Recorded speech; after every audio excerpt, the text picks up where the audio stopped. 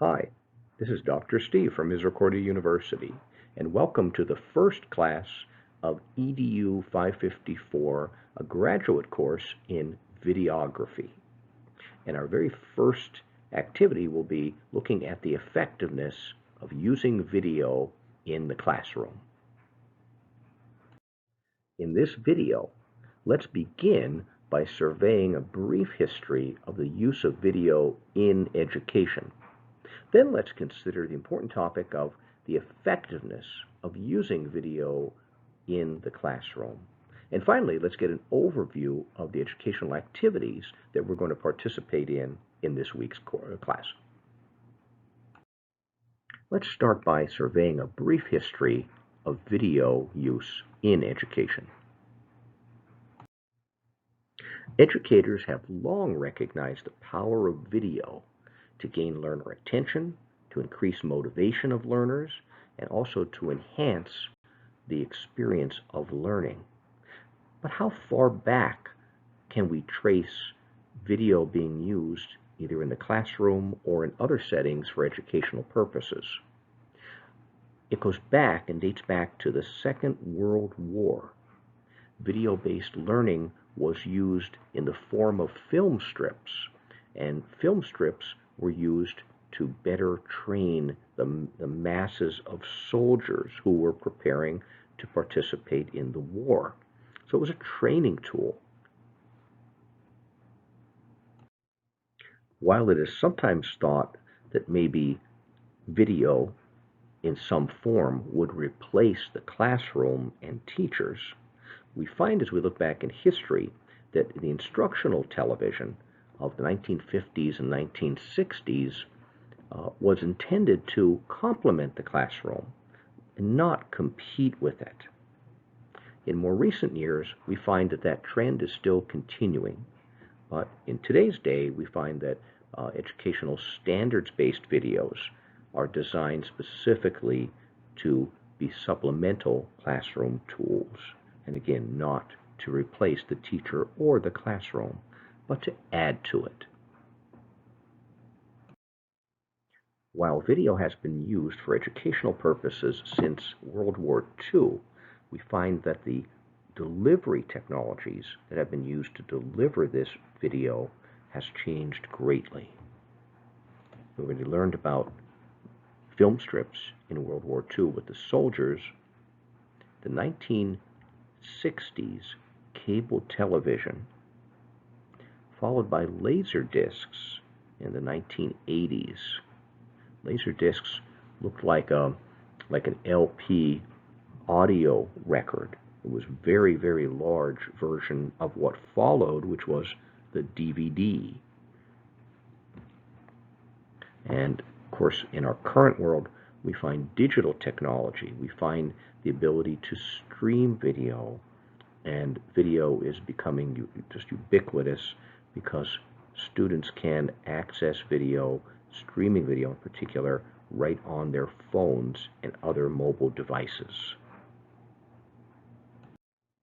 In the classroom today, we find teachers seeking to find multiple ways for students to access course content, and video is certainly one of those powerful ways.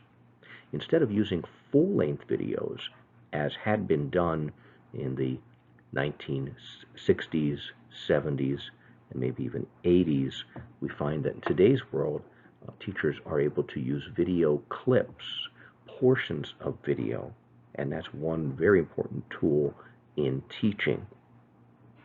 Further, we find that teachers, instead of trying to simplify the curriculum, teachers are trying to amplify the curriculum by finding as many ways as they can to make key information more understandable and comprehensible to the learners.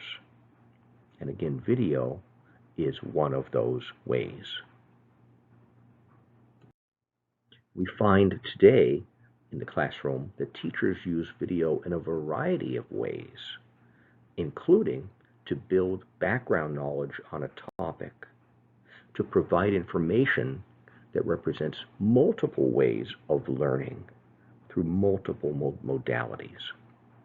Teachers can enrich either text or a portion of text that students are reading by helping them to better visualize what they are reading.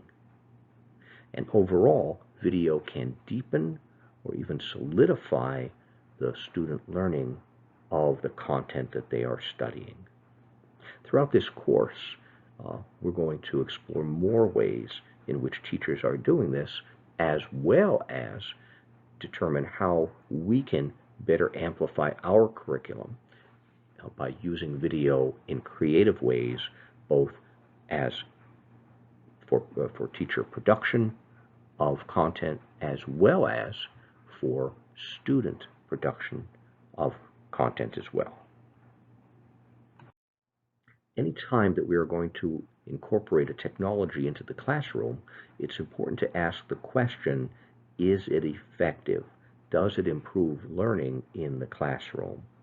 So let's take a few moments and survey the effectiveness of using video in the classroom. In 2004, the Corporation for Public Broadcasting conducted its own study on the effectiveness of video in the classroom. And what they found was that there is a direct relationship between the frequency of use of video and the perceived student achievement and motivational level. They found specifically that teachers who report using either educational television or video for 2 or more hours per week, that 2/3 of the teachers find that students learn more when video is used in their classroom than when video is not employed and just relying on lecture and various other activities. They found that almost 70% of teachers who use video several hours a week find that student motivation increases greatly. And also, over 50% of these teachers find that students start using new vocabulary as a result of using video in their classroom. One study by Cruz involved a meta-analysis of many studies regarding the effectiveness of video in the classroom. A review of all of this professional literature suggested the following: that video reinforces reading and lecture material, that it aids in the development of a common understanding of content among the students, that it enhances their understanding and their comprehension of content, and it further fortifies discussion of various topics regarding the content. That video use can provide greater accommodation for different learning styles of students. Video definitely increases motivation and enthusiasm for students to learn that content in the classroom. And finally, because use of video in the classroom increases the effectiveness of learning and enhances the motivation of the learners and their enthusiasm, it promotes teacher effectiveness. I think the vast majority of educators today would agree that video is an effective enhancement and learning tool in our classrooms. The next question is, why is video effective? Part of that question involves, is learning active when you're watching video, or is it a more passive activity? Now, certainly part of this answer has to do with the design of the video itself. Is it designed to be a more active and engaging process, or is it more of a passive activity? But in general, we find that watching video is an active process because it's an ongoing process, and it has the interconnected processes of monitoring what's happening and comprehending. So the metacognitive activities involved in learning, that we're seeing what's happening, we're constantly processing to see if that's something that does that enhance our understanding of something, is it something new, Does it support what we've already learned? That's happening during video. Even though it may appear to be a passive activity, the cognitive activity for active learning is involved in video. And again, provided that it's well-designed multimedia instruction. Another reason why video is so effective as a learning tool is that it supports different modalities of learning. Because video is such a visual medium, visual learners certainly directly benefit from the use of video. But video also supports auditory learners because video normally includes sound and sometimes sound effects as well as speech. Video can also support tactile learners because it can demonstrate and show and display content that would not otherwise be possible or easily done in the classroom. Different models have been constructed to display visually why learning is so effective through video. Using models such as Dale's cone of learning or the learning pyramid, which is based on Dale's work, we find that the average amount of content that's retained by learners over time by lecture is only 5%. Reading, students read material, 10% is typically retained. But if audio visual, which means video in different forms, is utilized, 20% will be retained. Now, how can we make up the rest of the content in terms of retention? Well, hopefully in the classroom, video is just one tool that's utilized. And then, as you can see in this pyramid, demonstration, having students interact, discussion groups, if they practice and actually physically do something, and further, if you have students teaching each other in some form, you can make up the difference. But video, as opposed to just lecture and reading, it greatly enhances student retention. And then if it's enhanced further by different methodologies in the classroom, then very effective learning can take place. As usual, I like to, when exploring a topic, consider both historical research that is seminal, that many researchers have built on since that time, as well as the most current research. Here, I'm looking back to the work of Dale, that cone of learning experience, and also others who built on Dale's work. And in the late 1960s, it was concluded that people generally remember 10% of what they read, 20% of what they hear, 30% of what they see, but 50% of what they hear and see. The good thing with video is that it's dual channel learning because we've got the audio and the visual components. And again, this all assumes that the instructional design of the video that's used is effectively designed, and that it's one portion, it's one tool, one methodology that is supplemented by other methodologies in the classroom as well. One of the great powers that video possesses is not just the ability to convey information and content, but to enhance it by reaching the students who view the video on an emotional level. Anything that touches emotions and enhances the emotional level during learning has a strong positive effect on motivation of the students and also on the deeper understanding of the content as students process that information, and also on the retention and the ability to once again pull out and recall that information. Much study has been done in the area of brain research, how the brain remembers and recalls information.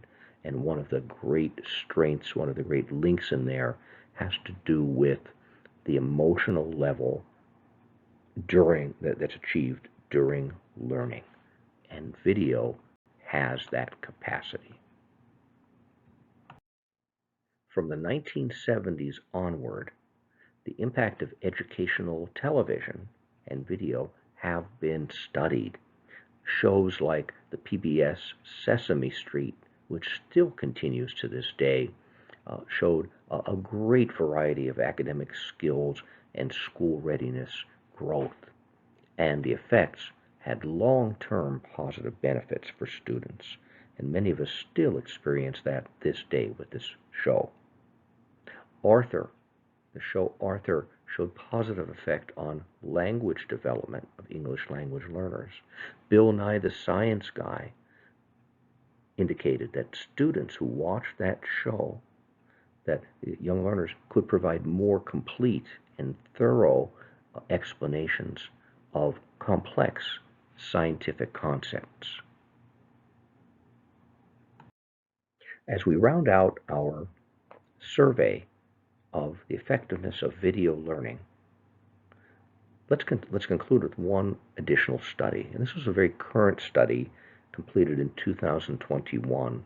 This study was a meta-analysis of more than 105 other studies about video learning and its effectiveness. Now, specifically, the audience of this study was the college level as opposed to K through 12. We can assume that much of this would also apply and transfer to the K through 12 levels. And this meta-analysis suggested that video learning far outperformed lecture.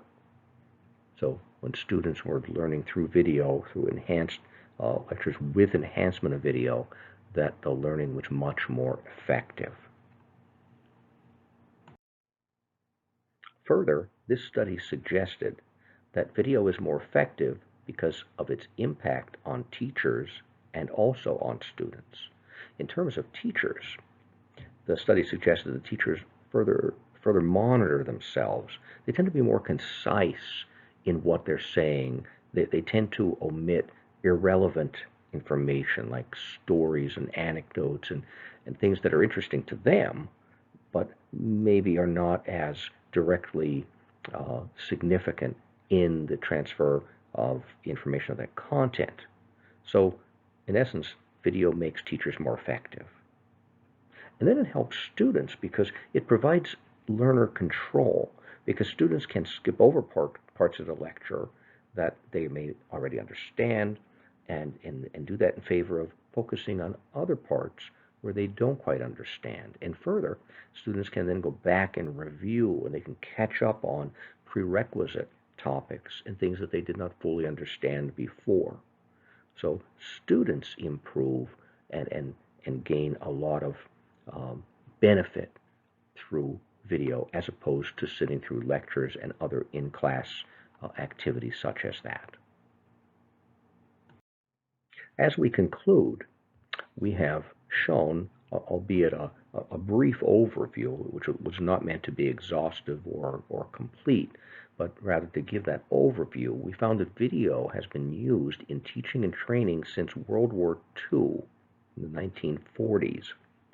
We found that definitely technology, as we all know, for delivery of video has changed drastically since then, and it's continuing to evolve as we speak. And we've also found that numerous studies over many years, back in the early days of educational TV through our most modern day of streaming video, have suggested that TV or video can be very effective in improving learning for students.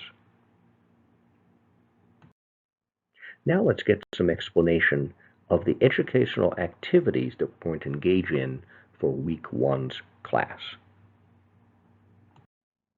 Activity 1 will involve reading an article and participating in an online discussion.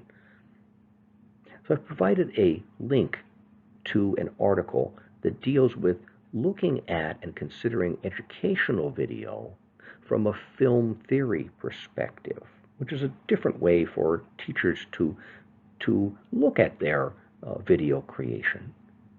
So this article talks about matching what your goals are and your aims to the type of video that you create and which types of video are more effective with students. And then it talks about different aspects of film theory to hopefully improve what teachers do in producing their own videos.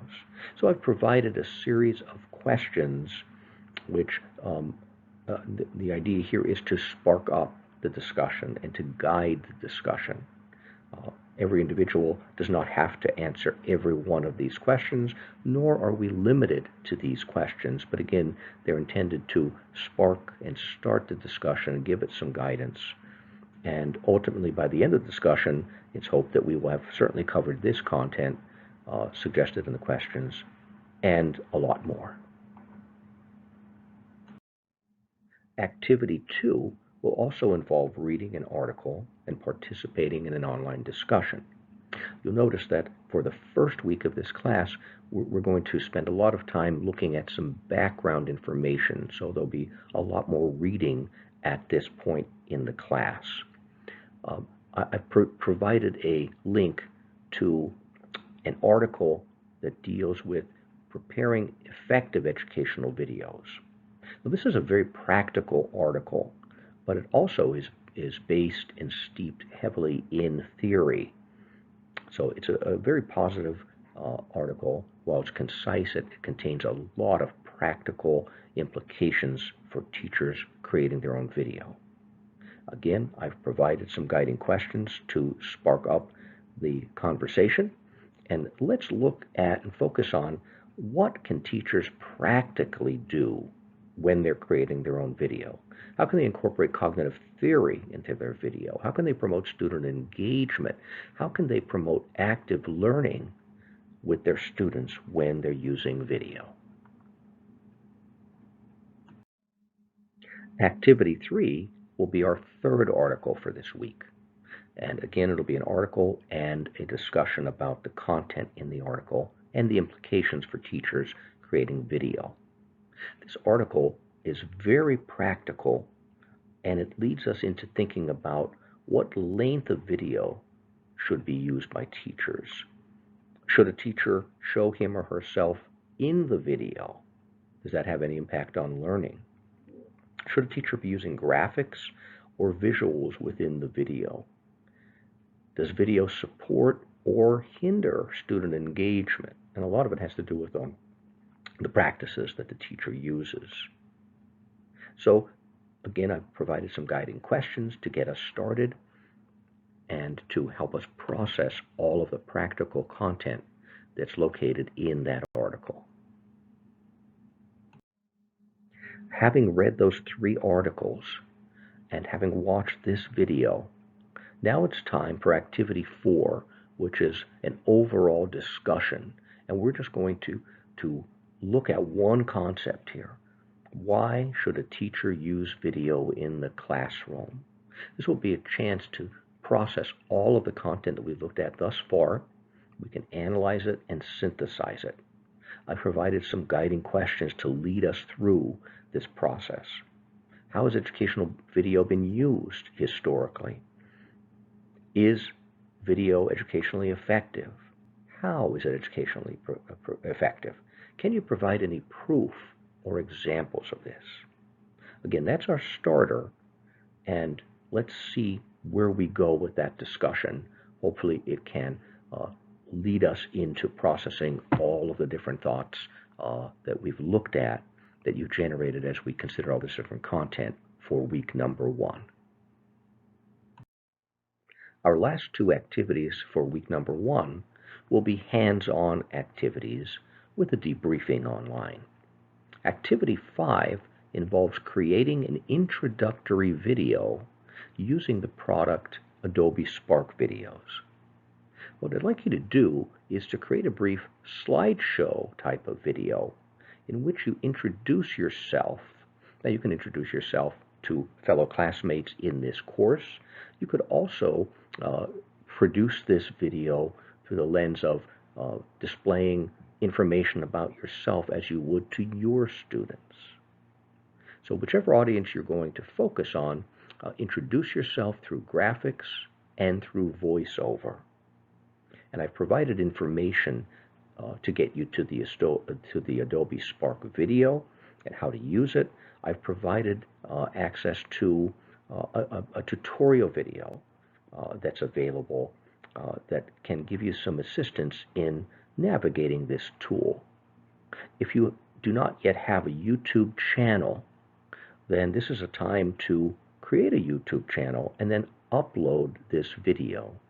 And then you can ultimately share the link in our discussion in Blackboard as we debrief about this. I hope you enjoy experiencing both this product as well as this type of video to create. Activity 6 will also be a hands-on activity, and it will involve participating in a video discussion on the tool Padlet. And we're going to focus on video creation tools.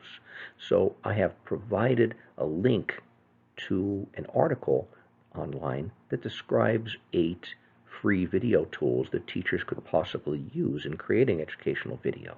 I would like everyone to select one of those video tools to ensure that we're not all vying for the same tool.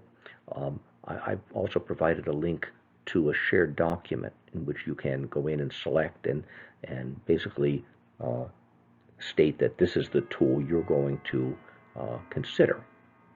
Then, after you look at the tool, so take a look at that tool and explore if it's usable, is it user-friendly, is this viable for a teacher to use.